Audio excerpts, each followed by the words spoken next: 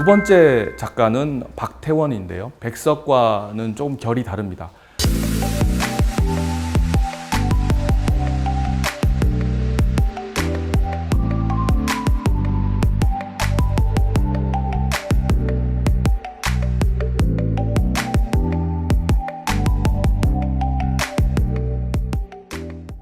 많은 월북 문인들이 대부분 숙청을 당했지만 그 중에서도 몇몇 작가들은 지금도 북에서 인정받고 있는 사람들이 있습니다. 박태원도 그 중에 한 명인데요. 우리에게는 천변 풍경, 소설가 구보시의 일일 같은 1930년대 구인의 활동을 통해서 순수 문학을 추구했던 작가로만 알려져 있습니다. 사실 박태원은 기생충으로 유명한 봉준호 감독의 외할아버지이기도 한데요. 이 박태원 작가는 사실 월북 이후에 북한 문학에서도 대하 장편 소설을 쓰는 작가로 탈바꿈하게 됩니다. 너무나 다른 모습이죠. 남쪽에 있었던 모더니즘 작가의 이미지와 가보 농민 전쟁이라고 하는 대하 소설을 쓴 박태원의 모습, 이 두 가지를 또 백석과 마찬가지로 우리가 함께 살펴볼 때 보다 풍부한 분단의 문화사를 통해서 분단 극복의 미래를 생각해 볼 수 있다고 생각합니다. 백석이나 이따 살펴볼 이태준과 다르게 박태원 작가는 저렇게 애국 열사릉에서 잠들어 있습니다. 북에서의 평가가 어찌 되었던 간에 이런 모든 월북 문인들은 남북 통합의 문화를 우리가 살펴보기 위해서 남쪽의 시각, 북쪽의 시각, 그리고 통합적인 시각을 아울러서 함께 다뤄봐야 될 인물들이라고 생각합니다. 그래서 우리가 보고 싶은 것만 보고 읽고 싶은 박태원의 모습만 보는 것이 아니라 박태원이라고 하는 작가의 전 생애를 관통하는 그의 생애와 작품에 담겨 있는 우리의 분단의 역사를 돌아볼 필요가 있다고 생각합니다. 그런 점에서 이 미래 한국의 통합적인 현대 문학사는 어떻게 쓰여질 수 있을까요? 제 전공은 아닙니다만은 이런 과정은 남북한 문학의 공통 분모를 추출할 수 있는 것뿐만 아니라 또 새로운 그동안 남쪽에서나 또 북쪽에서나 어떤 편향된 시각으로는 볼 수 없었던 그런 새로운 가치들을 그리고 새로운 이야기들을 발굴해내는 과정이라고 생각합니다. 모더니즘에서 사회주의 리얼리즘으로 변화한 그의 문학적인 여정은 급변했던 한반도의 역사와 맞물려 있습니다. 그런 점에서 이런 월북 문인들의 활동은 우리 문학사의 중요한 반성적 자료로 남아있다고 생각합니다. 네, 세 번째 월북 문인은 소설가 이태준입니다. 앞서 살펴본 박태원과 활발한 교우 관계를 유지하면서 구인의 활동을 같이 했던 소설가인데요. 여기서는 이태준 작가의 고향인 강원도 철원을 중심으로 이야기를 한번 해보겠습니다. 이태준 작가에 대한 평가는 아까 시에서 살펴봤던 백석과 마찬가지로 21세기 이후에 더욱 주목받고 있습니다. 한국 문학사에서 단편소설의 형식적인 미학을 완성한 인물로 평가받습니다. 1925년부터 한국전쟁 직후까지 약 30년 동안 활발한 작품 활동을 펼쳤고요. 프랑스의 모파상, 러시아의 체호프에 비견되는 그런 단편소설의 완성도를 끌어올린 작가로 기억되고 있습니다. 그런데 이태준 작가도 월북 이후에 북에서 숙청을 당하면서 작가로서의 활동을 할 수 없게 됩니다. 그런 점에서 해금 조치 이전까지 남과 북 모두에서 잊혀지고 과소평가된 작가이기도 했습니다.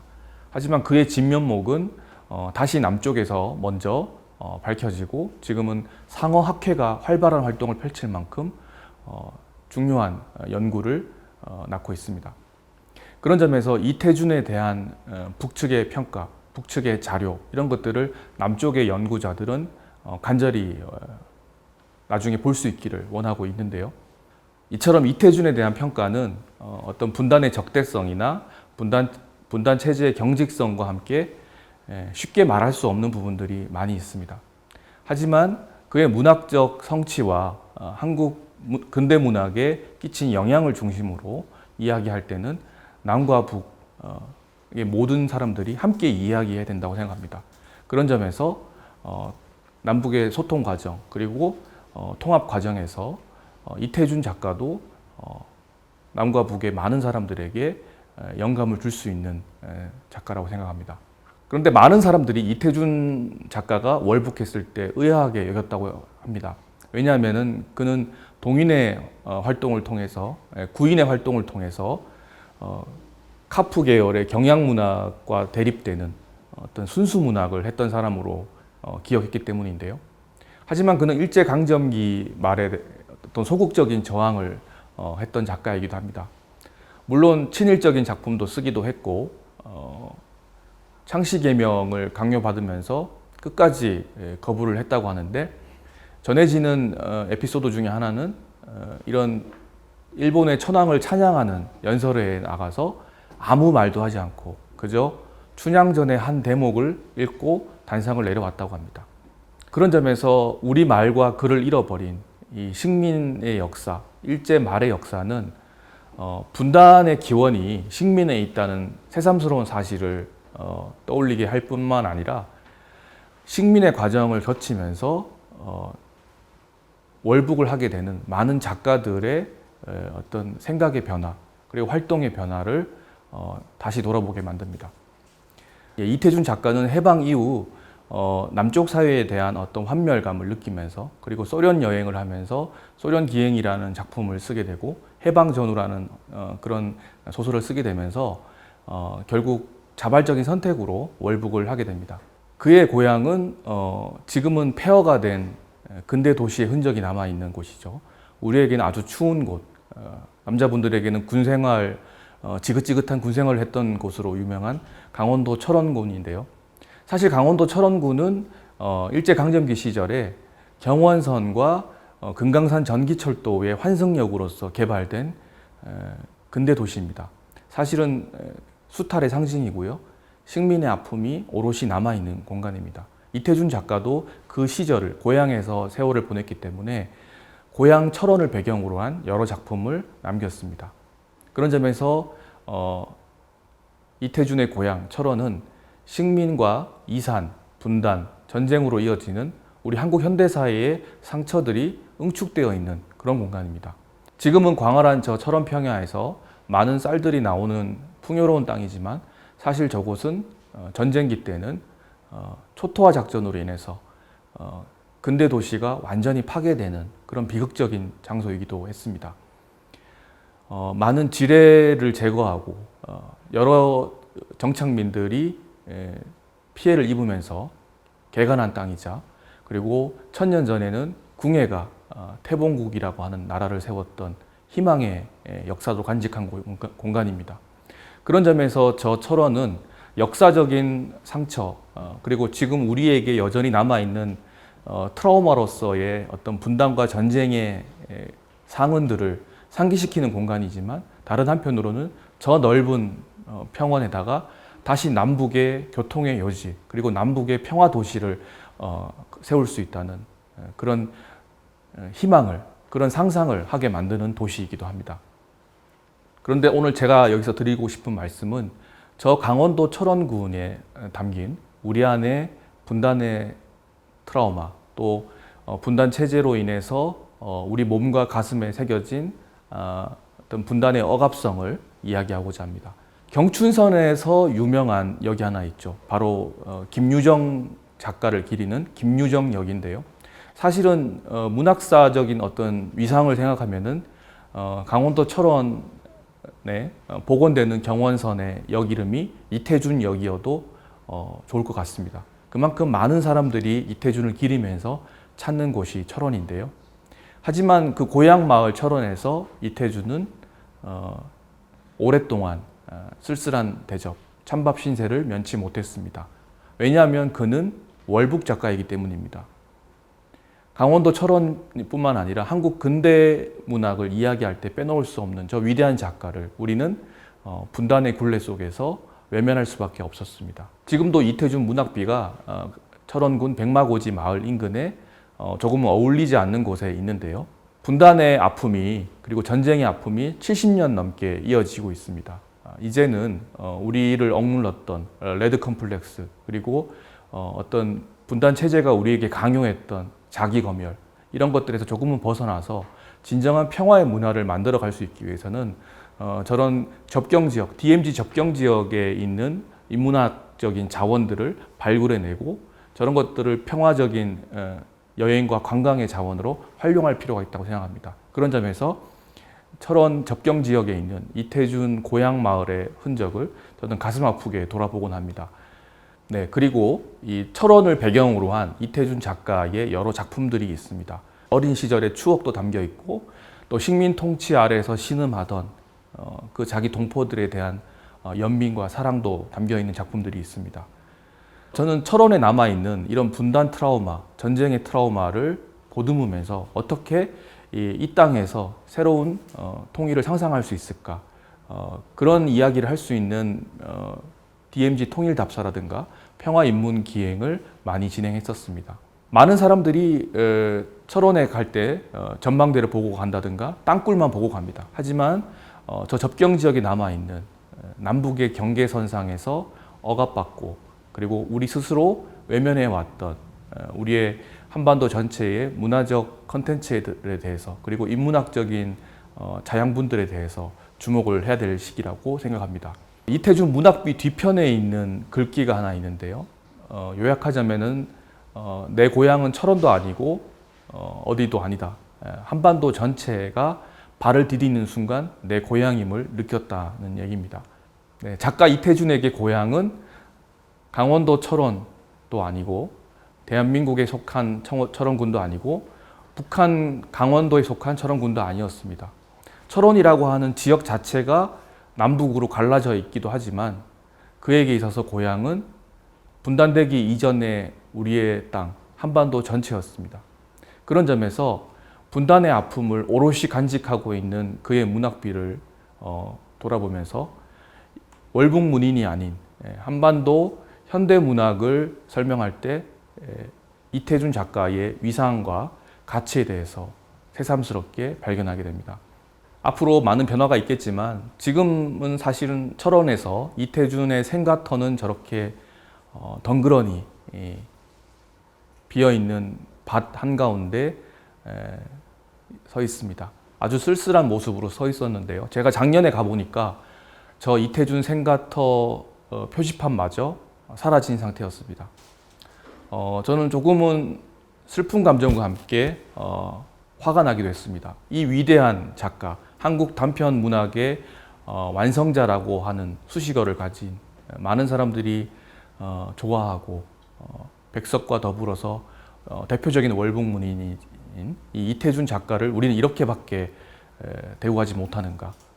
이런 모든 억압들이, 이런 모든 장애들이 어디서 오는가 생각해 보지 않을 수 없었습니다. 분단이라고 하는 것은 저 휴전선의 철조망에만 있는 것이 아닙니다. 바로 우리 마음속에 더 강고하게 있습니다. 휴전선의 철조망은 남북이 합의를 한다면 언제든지 걷어낼 수 있지만 바로 이 우리 마음속에 있는 장벽, 이것이 더 두텁고 뛰어넘기 힘든 장애라고 생각합니다.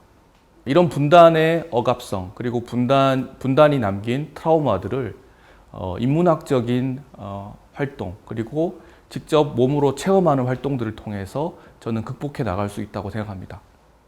그런 점에서 철원이라고 하는 공간과 이태준 작가를 함께 말씀드려 봤습니다. 오늘 여러 작가를 소개해드려서 조금 정신이 없으시죠? 네 번째 월북문인은 홍명희라는 분입니다.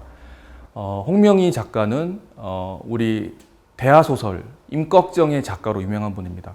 다른 앞에 살펴본 세 명과 달리 월북한 이후에 북한에서 중요한 위치에 오른 정치인이기도 했습니다. 독립운동가이기도 했고 작가이기도 했고 사상가이기도 했습니다.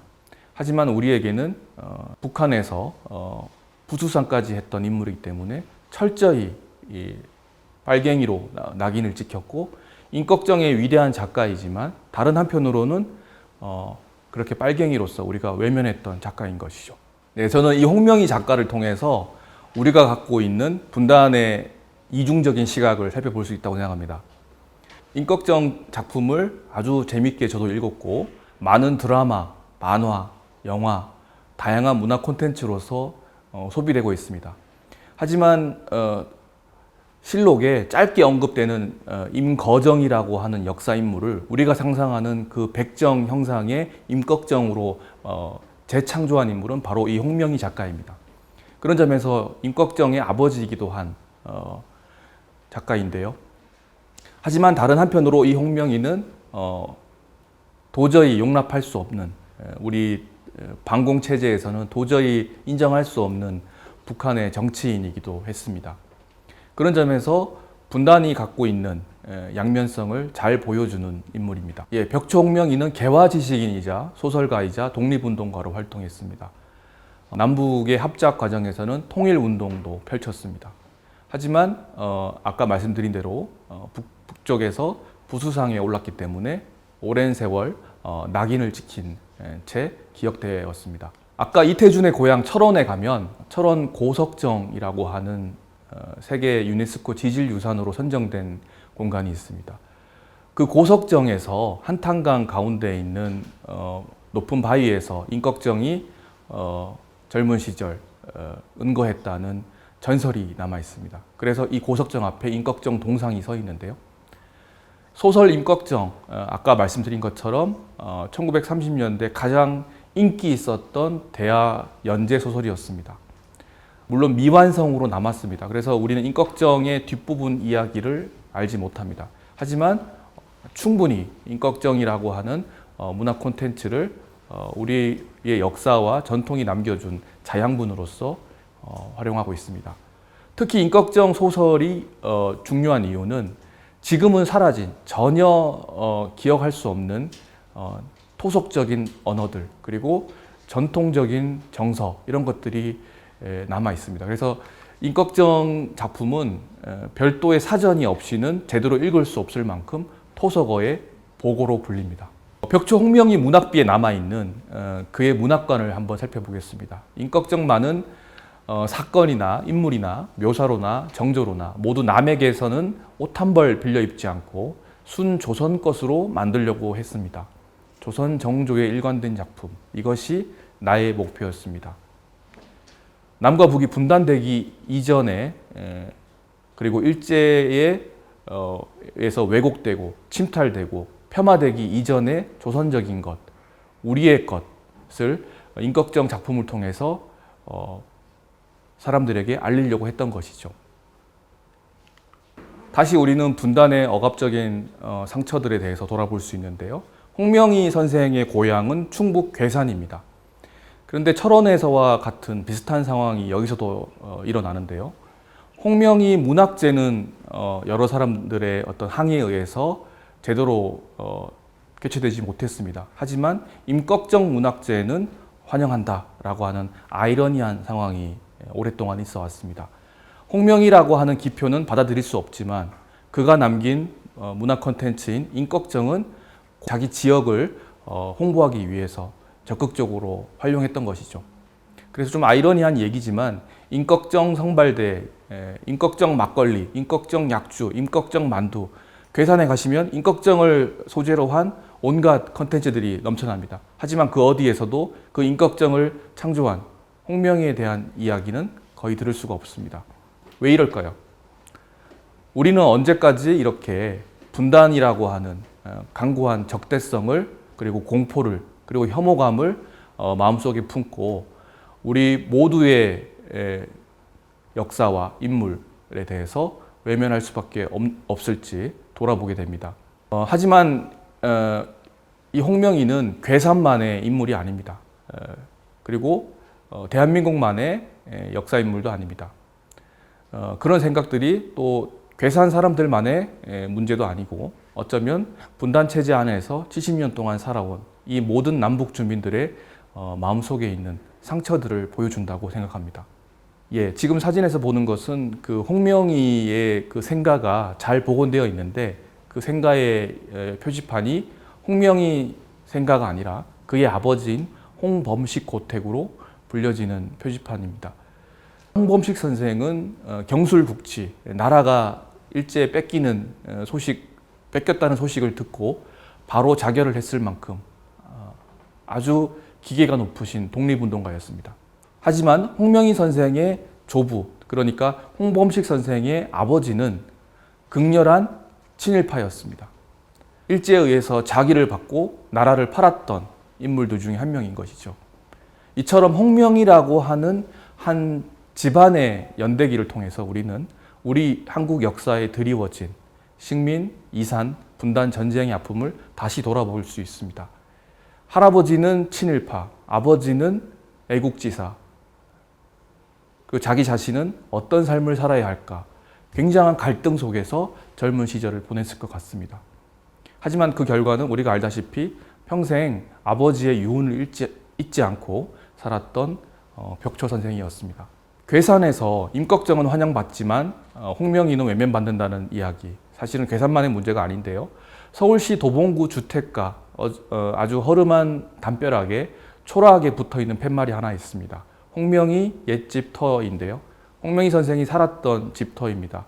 임꺽정이라고 하는 콘텐츠를 활용해서 그리고 홍명희 선생을 기리면서 훨씬 더 다양한 공간들을 창출할 수 있음에도 불구하고 우리는 여전히 그 누군가의 그리고 우리 마음속에 가로놓여 있는 마음의 장벽을 다시 돌아보게 만듭니다. 분단이 만들어 놓은 장벽은 이처럼 쉽게 제거할 수 있는 것이 아닙니다. 그리고 전쟁을 겪어보지 않은 지금 대부분의 사람들의 마음속에 내재되어 있습니다. 역사적인 트라우마라고 하는 것은 이처럼 직접적으로 전쟁을 겪거나 직접적으로 분단을 겪은 사람들뿐만 아니라 세대를 넘어서 계속 전승되고 계승되는 마음에 남아있는 집단적인 상처입니다. 이 집단적인 상처를 치유하기 위해서는 남북의 평화적인 소통 그리고 화합, 통합의 과정만이 필요할 뿐입니다. 그런 점에서 이런 장벽들을 하나하나 제거해 나가는 과정이 시민사회에서 중요하다고 생각합니다. 하지만 많은 사람들은 이렇게 생각할 것입니다. 저것 봐라, 북쪽에서는 저렇게 애국 열사릉에 묻혀 있고 우표도 나오고 북쪽 체제에서 환영받는 인물을 우리가 어떻게 다시 옹호할 수 있겠느냐. 하지만 그것은 여전히 냉전적인 사고, 분단 체제에 갇혀 있는 사고라고 생각합니다. 홍명희 선생을 북한의 부수상이면서 동시에 임꺽정의 작가라는 점, 그리고 독립운동가이자 남북의 통합을 염원했던 애국지사였다는 점, 그런 점에 보다 주목해서 반쪽짜리 홍명희가 아니라 온전한 홍명희, 그리고 앞서 살펴본 다른 월북 문인들도 온전한 그들의 생애와 작품을 분단을 극복하는 관점에서 다시 돌아볼 필요가 있다고 생각합니다. 마지막으로 홍명희 선생에 관련된 몇 가지 증언들을 나누면서 이 시간을 마치도록 하겠습니다. 전 노동당 고위 간부였던 박병엽 씨의 증언의 일부인데요. 벽초 홍명희는 양심적이고 진보적인 민족주의자이지 결코 공산주의자는 아니었으며 장편소설 임꺽정으로 널리 알려진 작가이자 한 시대를 대표할 만한 지성인이었다. 앞서 말씀드린 대로 홍명희 일가의 이야기는 그의 아들과 손자 때의 이야기로 흘러가는데요. 홍명희 일가의 역사는 이처럼 단지 어떤 명문가 양반 집안의 몰락사에 그치지 않고 한국 근현대 지성사의 변천을 집약적으로 보여줍니다. 친일파에서 애국지사까지 흘러온 과정, 그리고 독립운동가들이 분단의 과정 속에서 적대적인 혐오의 대상으로 전락하는 과정을 보여줍니다. 벽초의 손자인 소설가 홍석중 선생을 통해서 과연 남북의 문화적 소통이라고 하는 것이 어떻게 가능할까? 마지막으로 아이디어를 얻으면서 마치도록 하겠습니다. 장편소설 황진이의 작가인 홍석중 선생은 북한에서 사라져가는 언어와 민족 문화의 복원을 위해서 외로움과 견디면서 이 작품을 썼다라고 고백했습니다. 2000년대 초반에 남북 최초로 북한 작품에 대한 저작권 문제를 협의하기도 했습니다. 북한의 현대문학 작품이 합법적으로 남쪽에서 읽힐 수 있었던 최초의 사례이기도 했습니다. 그는 할아버지의 정신을 또 아버지의 생각을 이어받아서 작품 활동을 하고 있었습니다. 북쪽의 소설이 남쪽으로 넘어와서 다시 황진이라고 하는 영화로 재탄생되기도 했습니다. 이처럼 어떤 적대적인 이념, 그리고 너무나 다른 체제, 그리고 남북이 서로 달라진 점에만 주목할 것이 아니라 남북이 함께 나눌 수 있는 것들, 그리고 남북이 서로 외면했지만 함께 더 발굴하고 풍부하게 만들 수 있는 것들, 이런 것들에 주목할 때 우리는 남북의 진정한 문화적 소통에 다가갈 수 있다고 생각합니다. 황진이를 통해서 보듯이 황진이를 남북이 똑같이 이해하는 것이 아닙니다. 황진이라고 하는 컨텐츠를 남과 북 안에서 어떻게 서로 다르게 이해하고 있고, 그리고 남성과 여성의 관점에서 어떻게 다르게 이해하는지, 이런 다양한 차이들이 공존하고 그 차이들이 일방적인 힘의 우열 관계에 의해서 억압되는 것이 아니라 다양한 차이들이 상호 상생하고 공존하는 것으로서의 통합 과정, 저는 그런 것으로서의 통일을 말씀드리고 싶습니다. 남한이 경제적으로 압도적인 우위에 있다고 해서 북한의 모든 것들을 억압적으로 지배하는 그런 통일이 아니라 남과 북의 차이들이 우리의 한민족의 코리안의 풍부한 문화적 자산으로 활용될 수 있을 때 진정한 원 코리아의 가치가 살아난다고 생각합니다. 네, 많은 이야기들을 짧은 시간에 전해드리다 보니까 좀 두서없는 강의가 되었습니다. 양해를 부탁드리고요. 오늘 살펴본 4명의 월북 문인들을 통해서 제가 들려드리고 싶었던 이야기는 바로 이겁니다. 어떤 체제와 이념 중심의 통일, 그리고 경제주의적 관점의 통일론뿐만 아니라 지금 우리에게 필요한 것은 남북의 문화적 소통, 그리고 사회 문화적인 화합의 관점이라는 것입니다. 과연 우리가 비슷한 것, 같은 것에만 주목해서 통합을 만들어 갈 것이 아니라 하나의 대상, 하나의 매개점을 통해서 서로의 차이를 나눌 수 있을 때, 그리고 그 차이를 서로 가르치고 배울 수 있을 때 진정한 남북의 문화적 소통을 이야기할 수 있다고 생각합니다. 바로 그런 상상, 남북통합문화센터가 하려고 하는 사업들이 저는 이런 맥락과 연결된다고 생각합니다. 지금까지 강의를 들어주셔서 감사드리고요. 다음 기회가 된다면 다시 좋은 이야기로 찾아뵙도록 하겠습니다. 감사합니다.